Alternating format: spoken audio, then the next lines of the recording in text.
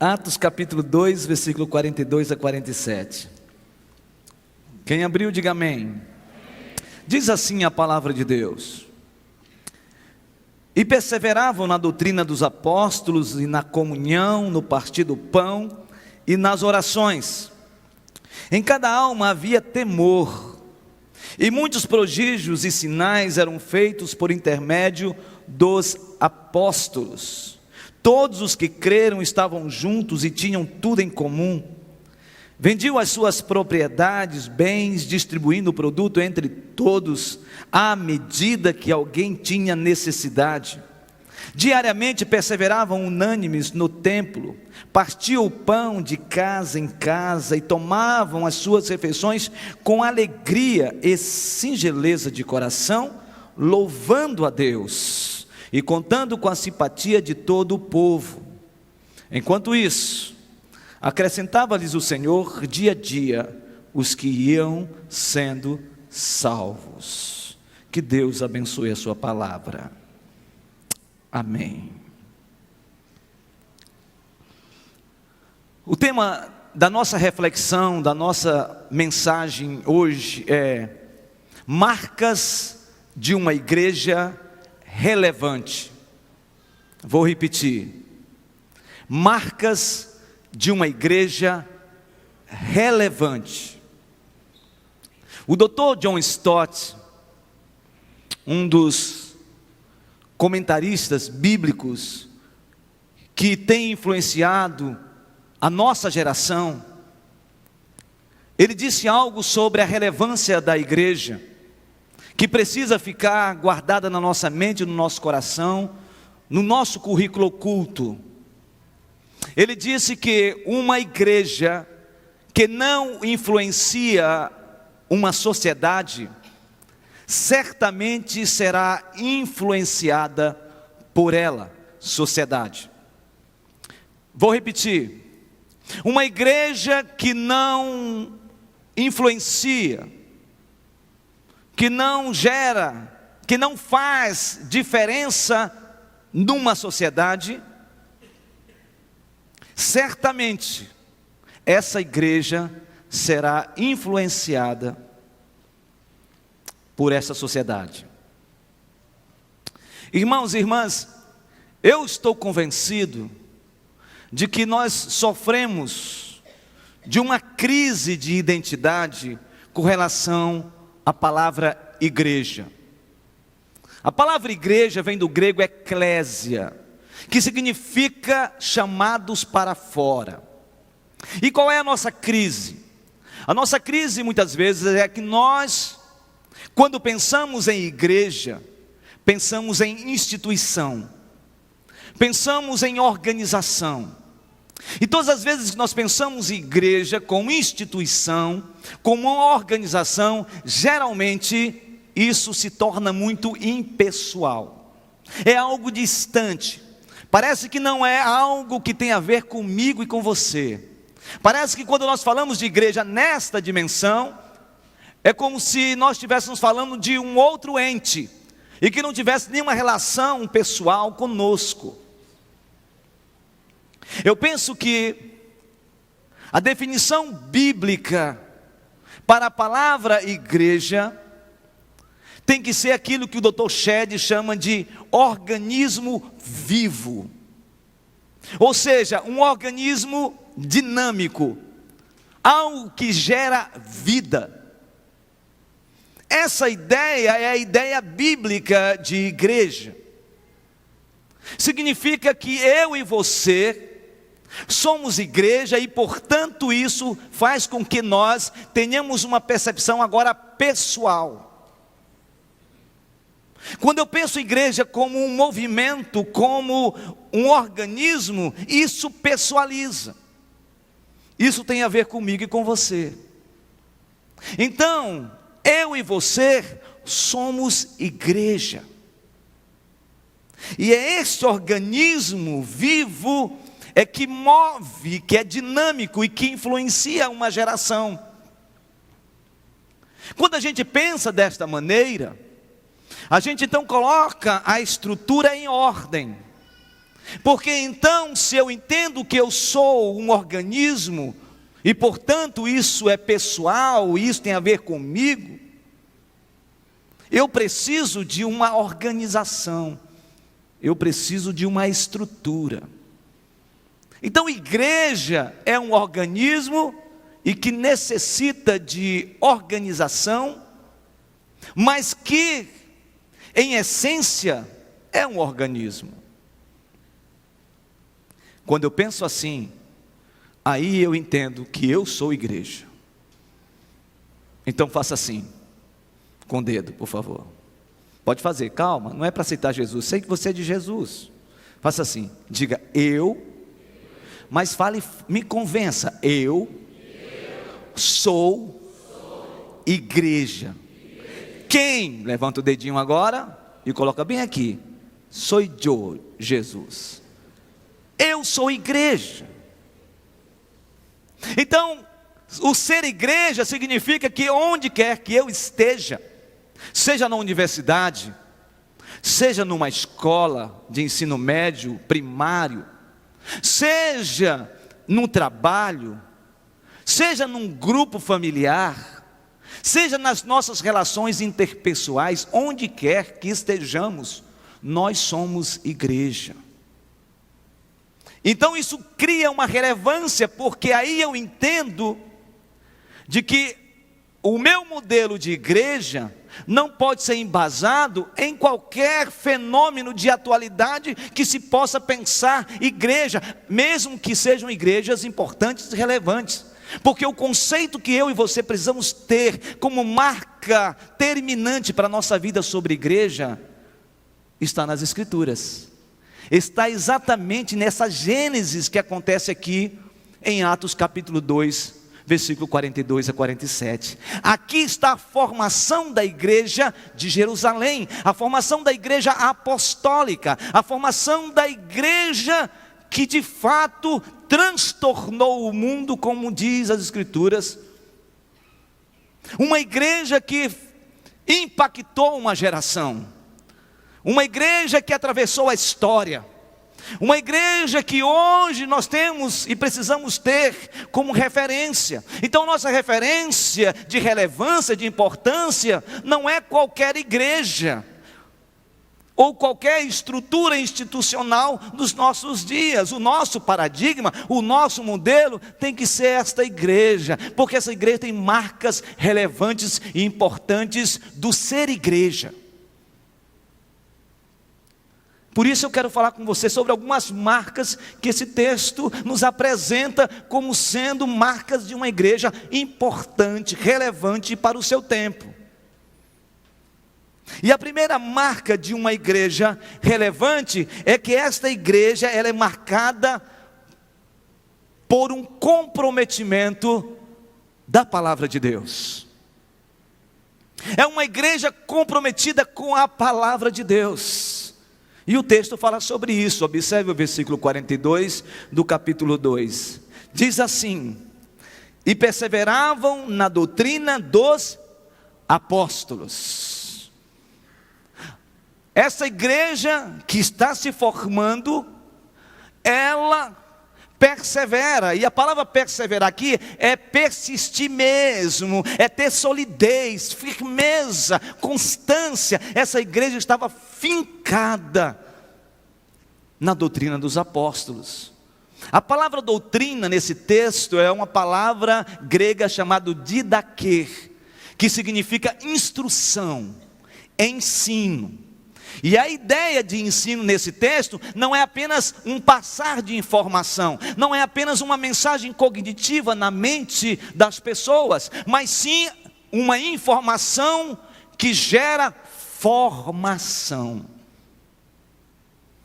gera estilo de vida, gera solidez diante das intempéries da vida. Essa é a ideia. Esta igreja tinha uma marca clara. Ela estava embasada nos ensinos dos apóstolos, que na verdade era o ensino de Jesus. seja nos escritos, seja ainda na tradição oral, quando ainda não havia escrito a respeito desses ensinos apostólicos. Mas eu queria chamar sua atenção para o que antecede a formação dessa igreja. 2 eventos acontecem na formação desta igreja que é digno de nota. O primeiro evento é o evento do Espírito Santo. O evento do Espírito Santo. Em Joel capítulo 2, versículo 28, nós temos uma promessa. A promessa que o Espírito Santo seria derramado sobre toda a carne. Essa promessa tem algo importantíssimo como ensino pedagógico. Porque quando o profeta Joel, inspirado pelo Espírito de Deus, disse que o Senhor derramaria o seu Espírito sobre toda a carne, o que ele está dizendo é de que o Espírito que atuava na individualidade das pessoas, o Espírito que atuava em algumas pessoas no Antigo Testamento, como boca de Deus para a igreja, ou para o povo de Deus, o Espírito que era sazonal, entrava e depois saía, porque tinha um fim próprio, e um propósito determinado para a realização do seu propósito, em relação ao evento. Agora, o que Joel está dizendo é que esse Espírito seria derramado sobre uma comunidade, sobre uma coletividade, sobre um povo. E isto tem uma mudança na rota da história bíblica. Porque o que ele está dizendo é: o Espírito vai ser derramado sobre toda a carne que se submete ao Senhor, e esse Espírito viria de uma vez por todas. Em João capítulo 16, Jesus trata deste assunto. É óbvio que no capítulo 14 de João, Jesus trata com seus discípulos, consolando-os, dizendo: não se turbe o vosso coração, crede em Deus, crede também em mim. Na casa de meu pai há muitas moradas, se assim não fora, não vou-lo teria dito. O que Jesus está falando aos seus discípulos? Que ele já estava consolando-os, porque ele iria ser assunto aos céus. Mas no capítulo 16, Jesus trata especificamente do assunto, quando ele diz que os discípulos, não ficariam órfãos, mas ele deixaria sobre a vida deles o Consolador, e a palavra Consolador é o Paráclito, ou seja, o Consolador, o Conselheiro, o Orientador, estaria com eles sempre. Jesus vai para a cruz, Jesus desce à sepultura, e ele ressuscita no terceiro dia, e ele se apresenta, ele aparece às mulheres, aos discípulos, mas tem um momento importantíssimo na história bíblica, e a história é exatamente quando Jesus, antes de ser assunto aos céus, ele reúne um grupo de 500 pessoas e compartilha algo imprescindível para a vida da igreja. Ele diz no capítulo 28 de Mateus, versículo 16, que toda autoridade lhe foi dada no céu e na terra, ou seja, ide, portanto, pregai o evangelho, fazei discípulos a todas as nações, batizando-os em nome do Pai, do Filho e do Espírito Santo, ensinando-os a guardar todas as coisas, e no final, no versículo 30 ele diz: e eis que estarei convosco todos os dias, até a consumação do século. Jesus está conosco sempre.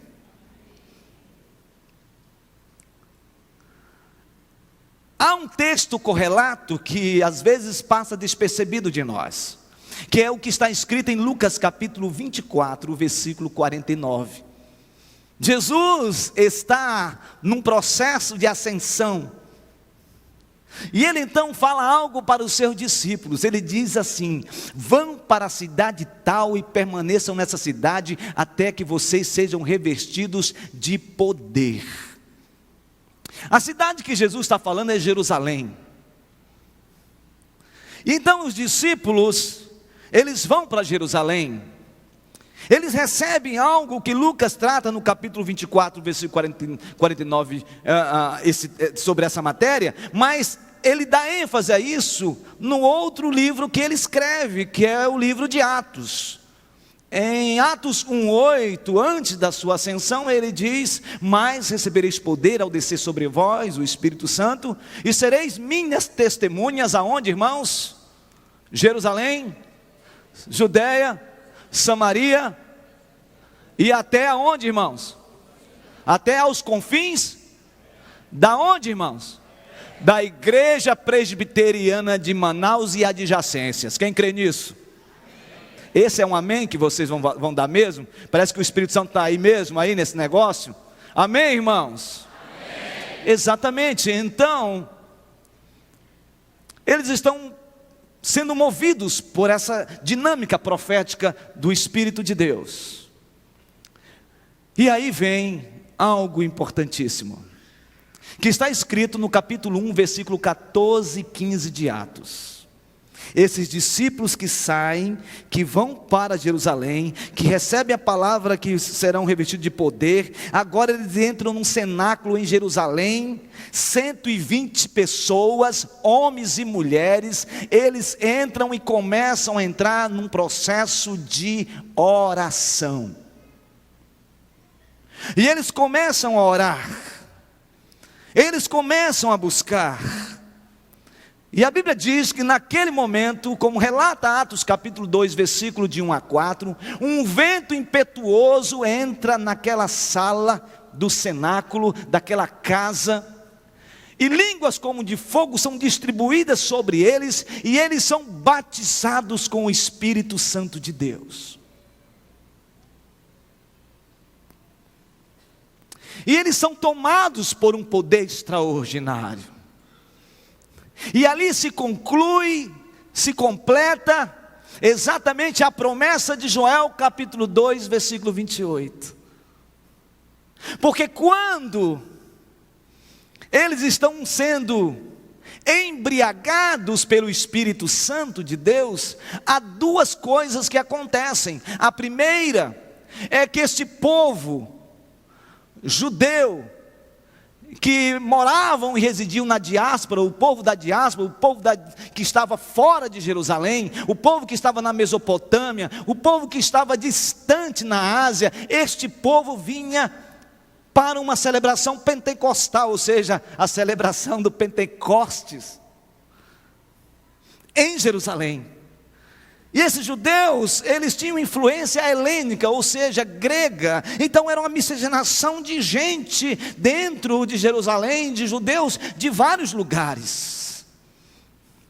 E aquela presença poderosa do Espírito Santo, eles então começam a entender que aquilo que estava acontecendo através de galileus, muitos galileus iletrados, discípulos, falando com tanta contundência, que aquela fala eles estavam entendendo. E aqui chama-se o fenômeno da glossolalia, um termo grego, ou seja, alguém entender uma palavra na sua língua materna. E eles ficam perplexos com aquilo.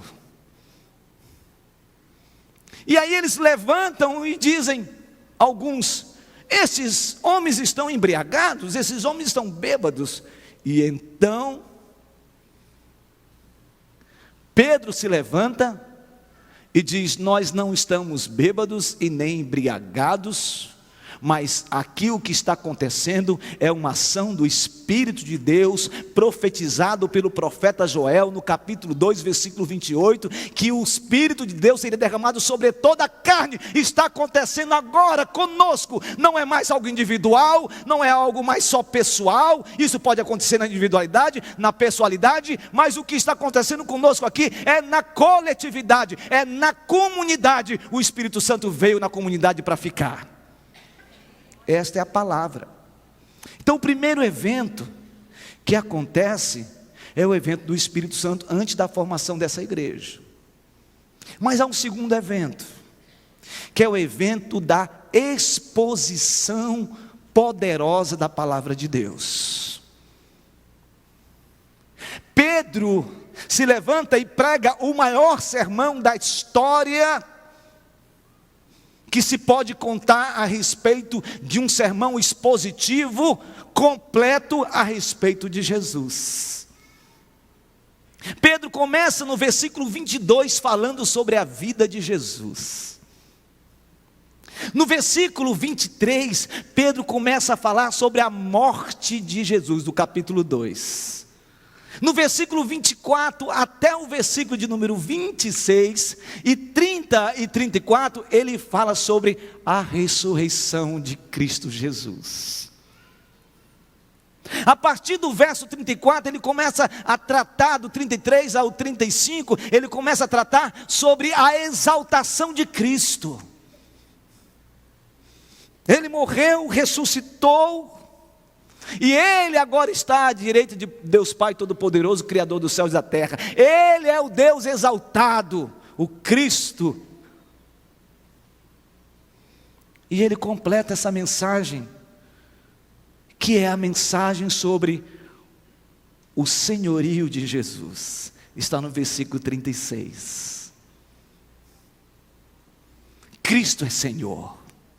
Quando eles ouvem esta mensagem de proclamação, a respeito da vida de Jesus, a respeito da morte de Jesus, a respeito da ressurreição de Jesus, a respeito da exaltação de Cristo e a respeito do senhorio de Cristo, há uma só expressão, uma só interpelação que esses homens e essas mulheres fazem para os apóstolos, fazem para os discípulos. Está no versículo 37 em diante. Que faremos, irmãos, diante dessa palavra poderosa?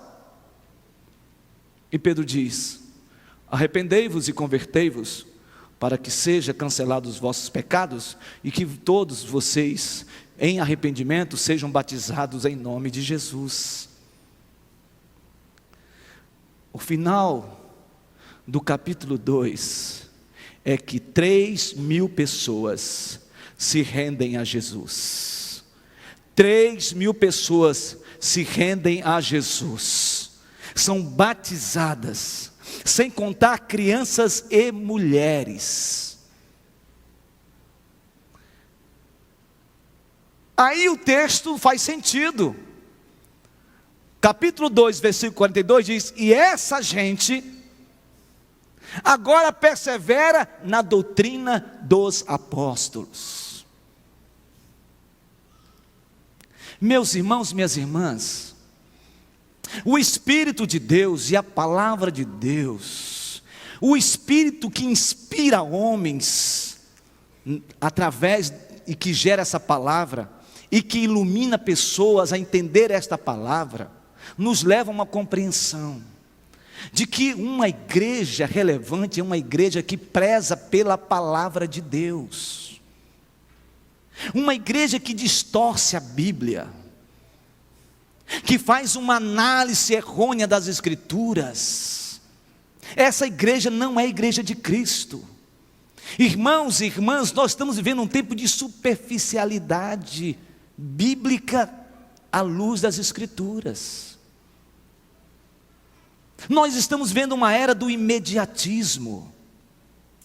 Nós estamos vendo uma era onde as pessoas não mais querem se aprofundar, terem acuidade nas Escrituras. Irmãos, há um povo na Bíblia chamado um povo de Bereia, os bereanos, que quando Paulo, um homem que tinha um conhecimento filosófico, teológico, um homem que tinha uma cultura hebreia, um homem que tinha uma cultura helênica, grega, um homem que fazia uma interação do conhecimento, este homem que passou por uma transformação poderosa, como está escrito em Atos capítulo 9, esse homem que tinha um profundo conhecimento, quando ele expunha as Escrituras, esse povo abria a Bíblia para perceber se aquilo que Paulo estava falando tinha coerência bíblica.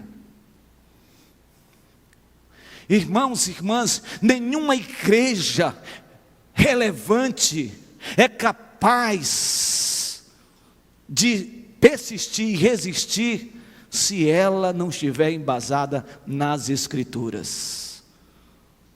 Jesus disse: examinai, pois, as Escrituras, porque julgais ter nela a vida eterna, e são elas mesmas, ou mesma, que testifica de mim.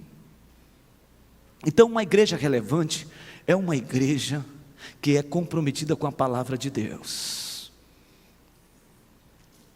Segunda marca que eu quero compartilhar com vocês, de uma igreja relevante, é uma igreja que é comprometida com a oração. Com a oração. E o texto fala sobre isso. Observe o versículo 42. E perseveravam na doutrina dos apóstolos, e lá no final diz, e nas orações. Não dá para dissociar a palavra de Deus e oração.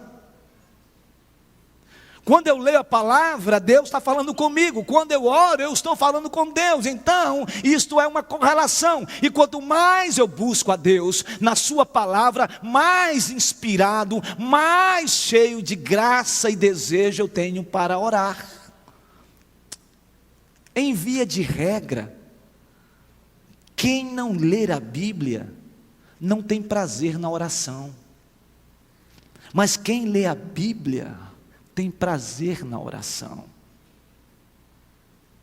Eu não estou falando que isso é uma regra, mas isso é uma constatação. Gente que busca a palavra, gente que está sob a égide da palavra, essa pessoa geralmente tem sensibilidade para uma vida de oração. Mas eu quero discorrer isso um pouco mais no versículo 43. Observe o texto. A parte B desse texto diz assim: essa igreja experimentou algo extraordinário, e muitos prodígios e sinais eram feitos por intermédio dos apóstolos. Essa igreja era uma igreja que orava. Eles começaram no cenáculo, clamando por uma presença poderosa do Espírito de Deus. E Deus visitou esta igreja que estava em formação. E esta igreja então começou a experimentar algo indizível, que foram os sinais e prodígios. Irmãos, Spielberg é fichinha para o que esses homens experimentaram. É fichinha. Alguns relatos me chamam a atenção no texto. Por favor, vamos para o capítulo 3 de Atos e observe o versículo de número 1. Diz assim: Pedro e João subiam ao templo para a oração aonde? Na hora 9. Às 3 horas, esses dois homens vão ao templo. É óbvio que a transformação, a conversão desses homens para o cristianismo em formação, porque ainda não era a palavra cristãos, mas eram os do caminho, aqueles que seguiam o Nazareno. Muitos deles não entravam mais no templo, dentro do templo, eles ficavam no pátio, mas a ideia aqui é que eles são movidos a irem ao templo, e quando eles chegam no templo, eles se deparam diante de uma porta chamada Formosa, com um coxo de nascença, e ele está ali, e ficava ali vários e vários momentos, e ele está pedindo esmola, um cacau, uma mufunfa, uma graninha.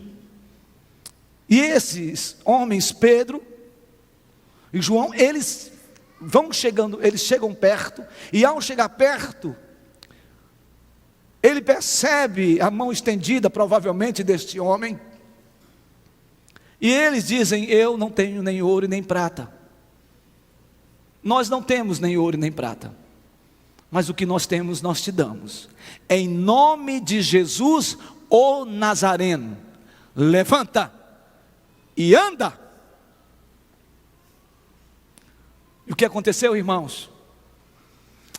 Aquele coxo deu um salto, provavelmente, aí que entra a questão de Spielberg. Deu um salto, acho que ele saiu pulando, plantou bananeira, gritou, celebrou, vibrou com o que estava acontecendo, porque um fenômeno sobrenatural estava acontecendo sobre a vida deles. Esses homens, eles estavam em oração.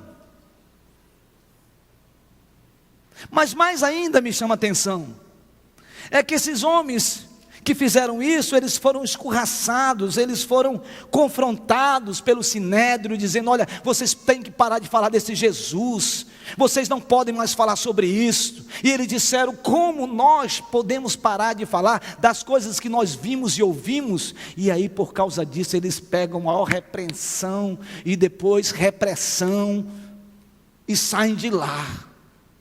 A primeira coisa que eles fazem é ir para um grupo familiar, um lugar de oração, uma casa de oração. E aí, capítulo 4, versículo 23, me chama a atenção. Diz assim, o capítulo 4, versículo 23, depois dessa confrontação no Sinédrio, esses homens, Pedro e João, eles saem, e aí, uma vez soltos, procuram os irmãos que lhes contaram, versículo 23 do capítulo 4 de Atos, quantas coisas lhes haviam dito os principais sacerdotes e os anciãos. Ouvindo isto, unânimes, levantaram a voz a Deus e disseram: Tu, soberano Senhor, que fizeste o céu, a terra, o mar e tudo o que neles há, que disseste por intermédio do Espírito Santo, por boca de Davi, nosso pai, teu servo. Porque se enfureceram os gentios e os povos imaginaram coisas vãs, levantaram-se os reis da terra e as autoridades juntaram-se a uma contra o Senhor e contra o seu ungido. Porque verdadeiramente se ajuntaram nesta cidade contra o teu santo servo Jesus, ao qual ungiste Herodes e Pôncio Pilatos com gentios e gente de Israel, para fazerem tudo o que a tua mão e o teu propósito predeterminaram. E aí o versículo 29 começa: Agora, Senhor, olha para as suas ameaças e concede aos teus servos que anunciem com toda intrepidez a tua palavra, enquanto estendes a mão para fazer curas, sinais e prodígios por intermédio do nome do teu santo servo Jesus. Tendo eles orado, o que diz o texto, irmãos? Tremeu o lugar onde estavam reunidos, todos ficaram cheios do Espírito Santo e com intrepidez anunciavam a palavra de Deus. Podemos dar um glória a Deus? Olha aqui, eles saem e vão direto para um grupo familiar da igreja presbiteriana de Manaus, ou então para aquelas reuniões de oração, que muitos irmãos e irmãs frequentam, e não adianta falar que não, porque acontece. E tem mais, eles aqui recebem uma oração presbiteriana, porque essa oração aqui, irmãos, tem a ver com a oração de presbiteriano. Primeiro ele fala da soberania de Deus, porque a primeira coisa que o presbiteriano quando ora, fala: Senhor Todo-Poderoso, é isso aqui, ouve Senhor, ó soberano Senhor poderoso, Senhor dos céus e da terra. Essa é uma oração daquelas, uma oração presbiteriana, bem doutrinária mesmo, né? Aquele olhar para o céu. E aí eles começam a falar do que está acontecendo, a perseguição, estão se levantando contra os seus servos, estão levantando contra o próprio Senhor, o servo Jesus ungido. Senhor, agora Senhor, derrama o seu poder e muda essa história. Nessa hora o lugar treme, e o Espírito Santo enche aquele povo.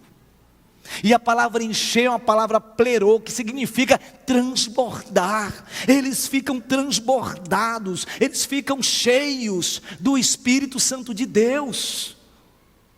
Essa gente é uma gente de oração, é gente que vive na palavra, tem solidez na palavra, mas tem uma vida de intimidade com Deus. Não dá para dissociar isso. Mas mais do que isso, esses homens e mulheres eram gente de oração, a ponto de acontecer sinais e prodígios extraordinários. Capítulo 5 de Atos dos Apóstolos, versículo 14, por favor, observe.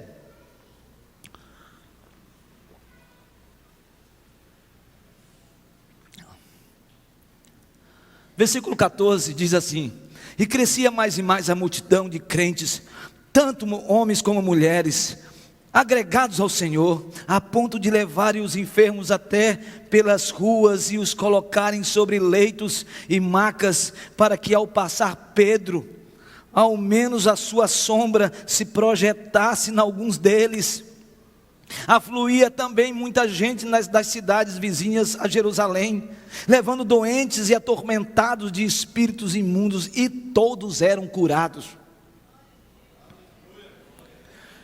Meus irmãos, eu anseio isso. Quando eu olho para isso, esta mensagem, esta vida de oração não pode ficar anacrônica no passado. A história de oração de homens e mulheres do passado tem que refletir na geração de uma igreja relevante hoje. É hoje. É hoje. A minha vida e a sua vida precisa ser transformada nesta dimensão. Porque eu creio que Deus pode nos usar com poder e glória, a ponto de impactar gente que está cativo pelo pecado, gente que está cativo por ações malignas, gente que está enfermo. Irmãos, eu creio que Deus pode curar pessoas hoje, neste lugar, para a glória de Deus.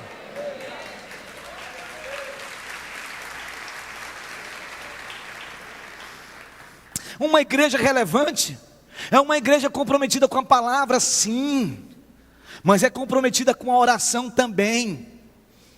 Não só de orarmos bonito aqui no templo, mas nas nossas madrugadas sermos inquietados pelo Espírito de Deus, a termos uma vida de oração, porque vida de oração é disciplina.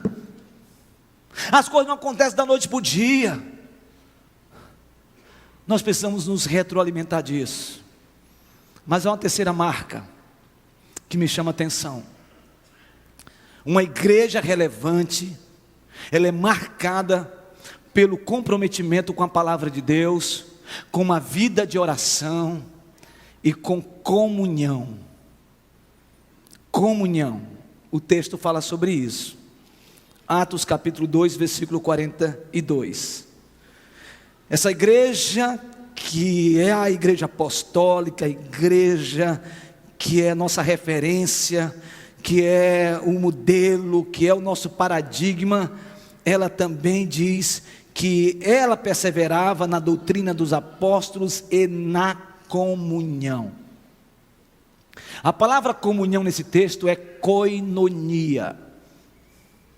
Koinonia é uma palavra grega que significa estar junto com um propósito comum.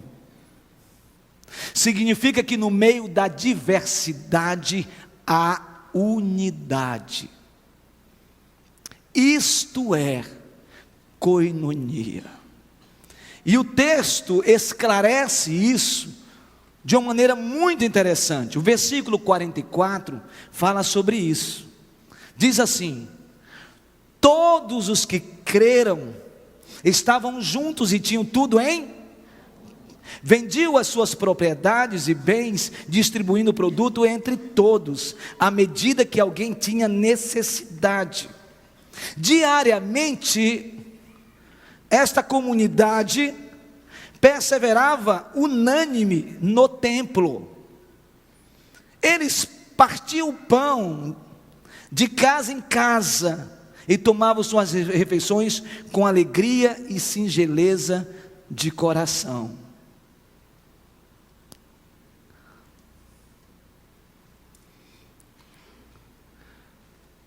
Uma igreja relevante é uma igreja que vive em comunhão.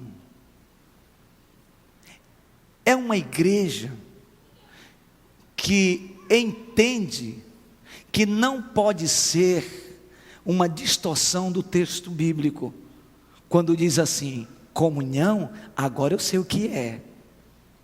Comunhão então é 50-50, ou seja, 50%, 50%. Eu não tenho, você tem, divide comigo. Ou então, um conceito ideológico do comunismo também não é comunhão. A ideia de compartilhar sem perceber a necessidade. O texto está dizendo de que comunhão significa partilhar para aqueles que têm necessidade.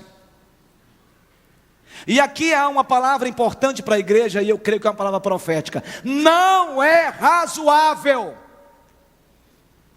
a igreja do Senhor Jesus Cristo, não é razoável dentro da igreja irmãos terem muitos e irmãos nossos passarem necessidades. Não é razoável. Não é razoável. Não é razoável nós levantarmos cercas dentro da igreja,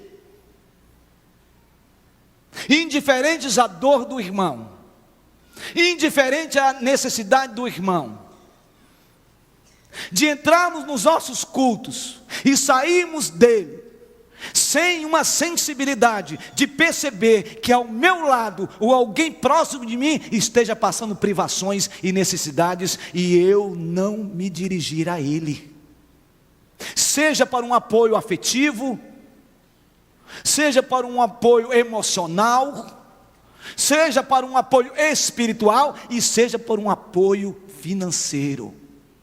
Não é razoável. Uma igreja relevante é uma igreja que se preocupa com as pessoas, que compartilha com as pessoas quem tem necessidades.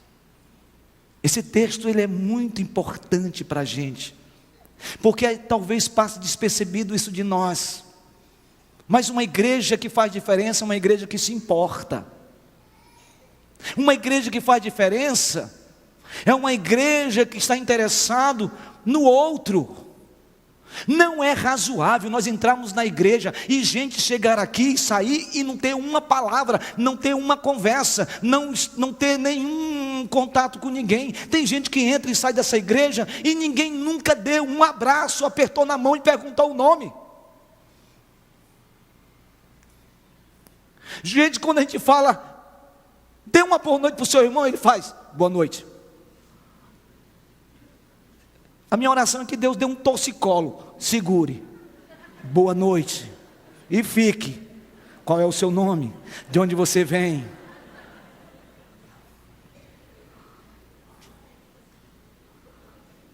Queridos irmãos, não é razoável. Há um sumário teológico que completa o texto dessa igreja relevante, que está em Atos capítulo 4, versículo 32. Observe, isso é um sumário, é como se fosse colocado neste lugar, para falar de uma igreja de oração, mas também uma comunidade que se diz cristã, e diz assim: da multidão dos que creram, era um o quê? O coração, não é um coração, é o coração. E a alma, essa igreja tem que ter alma. É uma palavra grega que significa nous, mente, mentalidade, entendimento. Fazer uma leitura do que está acontecendo na nossa geração. Essa igreja não considerava exclusivamente sua nenhuma das coisas que possuía, tudo porém lhes era comum. Com grande poder os apóstolos davam testemunho da ressurreição de Jesus, e em todos eles havia abundante graça, pois nenhum necessitado havia. Meu Deus, que e na igreja presbiteriana de Manaus não tenha nenhum necessitado. Nesse tempo onde as pessoas estão desempregadas, nesse tempo onde gente está com um vermelho na sua conta bancária, Nesse tempo onde não tem nenhuma cesta básica para comer, nenhum bilhete de ônibus, nem combustível no seu carro. Meu Deus, que Deus levante anjo do Senhor que vá ao seu encontro. Quando a gente lê a palavra de Deus dizendo que o Senhor deu aos seus filhos o legado de proclamar o Evangelho, por quê? Porque os anjos anelaram. Isso também é dito para nós. Deus nos deu um Evangelho completo, para o homem inteiro. E se foi para o homem inteiro, eu preciso fazer parte disso com o sofrimento do meu irmão.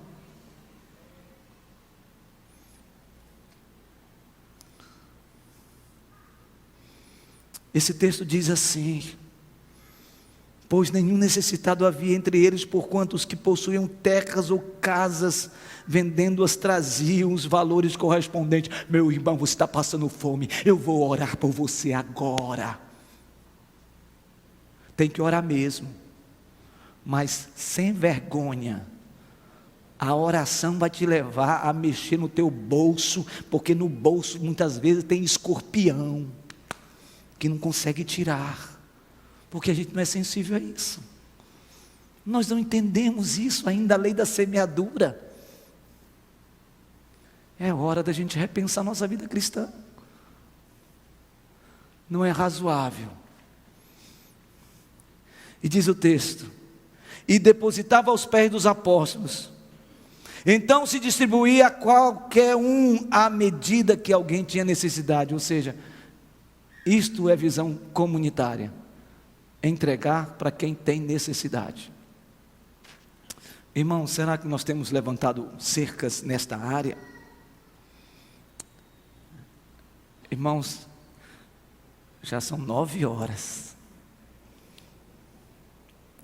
Vocês me dão mais 10 minutos? Irmão, esse amém aí não funciona não. Se for um amém contundente, eu continuo. Se não for, eu faço aqui o que os pastores fazem. Irmão, terminou o horário, já está pronto, vamos embora. Irmãos, vocês me dão mais 10 minutos? Amém. Amém. Estou livre desse pecado. Será que nós temos levantado cercas no nosso meio? Não só na contribuição, mas cercas também nos relacionamentos. Vou contar uma história para vocês. Conta-se uma história de uma lagoa que era cheio de patos. Patos no meio da lagoa. E todos eles faziam assim. Eu penso que era assim. Quá, quá. Mas os patos viviam felizes. Mas chegou um momento em que começou a surgir no meio desses patos alguns patos diferentes. Patos vestidos de toga, de beca. Os patos togados, aquela toga, aquele manto, sabe, que aqueles padres usam, que os pastores também, alguns usam, estavam todos vestidos. E começou a perceber que havia uma diferença entre esses patos togados e os patos comuns, os sem togas. E aí começou uma crise, um litígio entre eles, porque os patos togados começaram a sentir um pouco mais patos. E os patos comuns começaram a perceber uma diferença sobre isso. E por causa disso, começou uma briga no meio dos patos. E aí os patos, os anciãos, patos togados se reuniram em conselho. Nada semelhança, qualquer semelhança. E os patos comuns também se reuniram em diretoria, os mais experientes. E disseram: o que nós vamos fazer com esses patos? Há uma diferença no nosso meio. Então eles resolveram: vamos levantar uma cerca no meio da lagoa. E levantaram uma cerca no meio da lagoa, patos togados para um lado e patos comuns para o outro. E um certo momento começou a nascer uma segunda geração de patos, chamados patinhos togadinhos, e os patinhos comunzinhos. Mas os patinhos comunzinhos e os patinhos togadinhos não sabiam da história de como começou tudo aquilo e por que aquela cerca estava no meio deles. E os patos togadinhos começaram a colocar o bico para ver na fresta alguma coisa que tinha do outro lado, e aí chegava o ancião, pá, sai, não pode. E os patos comuns também, eu quero saber o que tem ali, não sei o que e tal, não pode. E aí começou um problema de geração. E aí então houve uma reunião de presbitério. O conselho dos patos togados, os anciãos foram para uma reunião, e o conselho, a diretoria da igreja batista foram para um outro lugar, e o conselho dos patos togados presbiterianos para um outro lugar. E foram para essa reunião de presbitério, irmãos, no mínimo são 3 dias. E a conversa vai, conversa vem, o que nós vamos fazer com esses patos rebeldes e tal. Aí resolveram, o pato que colocar o bico arranca, o pato que quiser voejar depena. E decidiram, 3 dias, nesse período caiu uma chuva torrencial na lagoa. Os patos estavam em reunião, os anciãos, os patos do conselho e da diretoria, dos togados e dos comuns. Quando eles voltam de 3 dias de reunião de presbitério, eles chegam na lagoa e eles olham, cadê a cerca?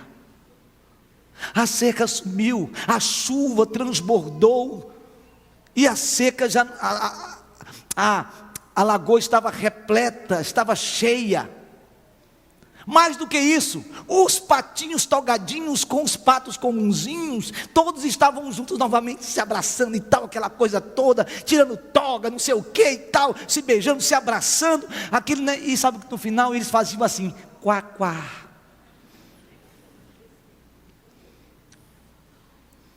Irmãos, irmãs, talvez nós estejamos levantando cerca no nosso meio. Talvez estejamos levantando cercas da indiferença com o nosso irmão. Talvez nós estejamos levantando cercas teológicas, porque alguém levanta a mão e outro não levanta a mão, porque um bate palma, o outro não bate palma, porque um fala mais alto e o outro fala mais baixo, porque um é mais extrovertido e o outro é introvertido, e a gente começa então a fazer essas diferenças, a gente começa a levantar cercas no nosso meio, e a gente começa a viver uma vida isolada. Meus irmãos, minhas irmãs, se nós temos levantado cercas, nesse tempo que a igreja está experimentando um grande crescimento, e a gente não pode perder a unidade, se nós estamos levantando cerca no nosso dia a dia, se nós estamos levantando cercas na nossa teologia, se nós estamos levantando cercas no nosso dogmatismo, se nós estamos levantando cerca no meio da igreja por diferenças que são periféricas, Deus vai jorrar uma chuva poderosa de novo, e vai sumir todas essas cercas, e todos nós vamos entender o que está escrito em Efésios capítulo 4. Rogo-vos, pois, irmãos, para que vocês preservem a unidade na fé, porque nós temos um só batismo, um só Senhor, um só Deus e Pai de todos aqueles que foram lavados pelo sangue do Cordeiro. Nós somos de Jesus Cristo, nós temos a mesma fé, nós somos de Cristo Jesus.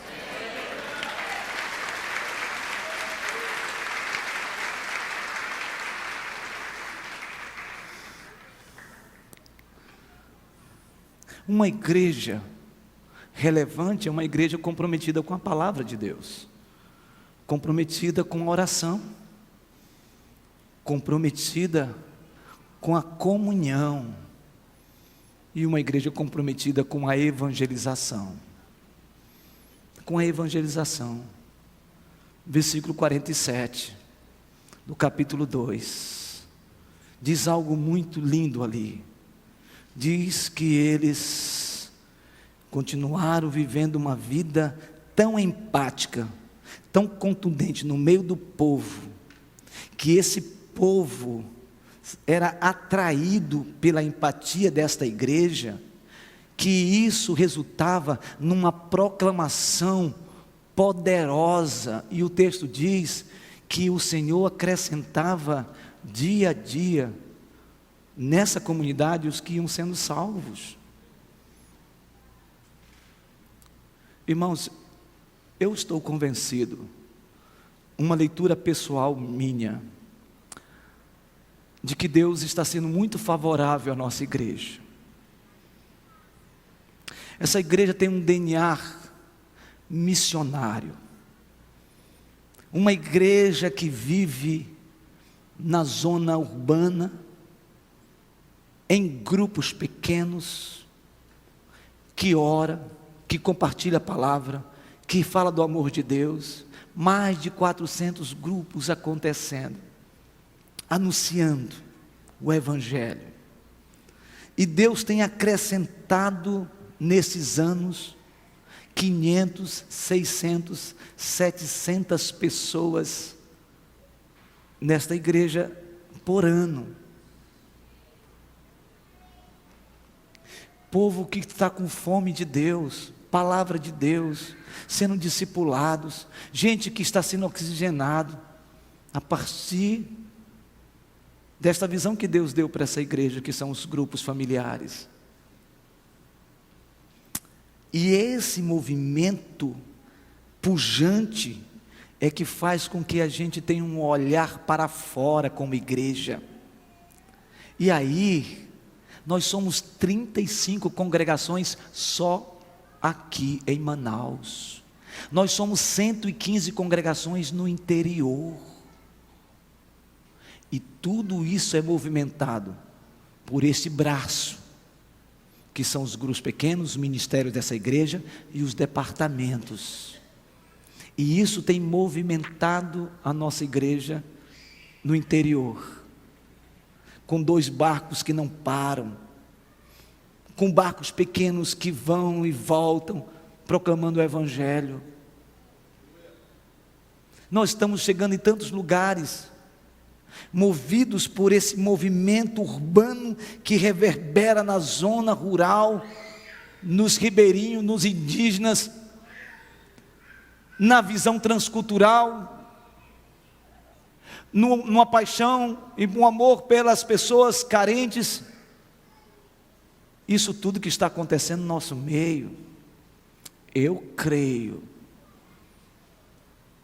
é uma igreja comprometida com a evangelização, uma igreja comprometida com o discipulado, uma igreja comprometida com o ensino, uma igreja comprometida com o processo de multiplicação. Eu quero que você saia daqui hoje sabendo que você faz parte de uma igreja empática, uma igreja simpática, uma igreja que, a despeito dos seus problemas, dos seus sofrimentos, apesar das lutas que você tem, porque muitas vezes tem vontade de chutar o pau da barraca, sim, a gente está triste, sim, mas a nossa alegria não está embasada nas circunstâncias, a nossa alegria está no Senhor Jesus Cristo, o Rei dos Reis, o Senhor dos Senhores. Então saia daqui hoje feliz, alegre.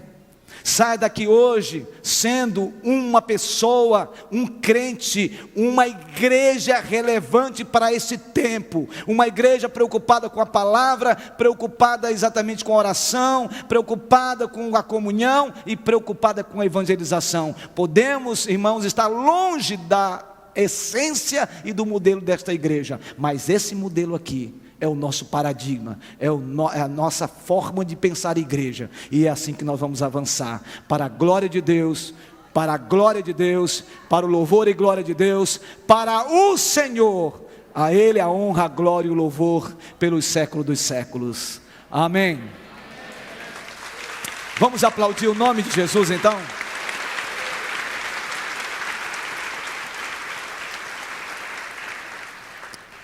Recebam a oração, vamos entoar, fazia tempo que eu não usava essa expressão, entoar a bênção apostólica. Pastor José Nery, pastor, ora e impetra a bênção sobre o povo de Deus.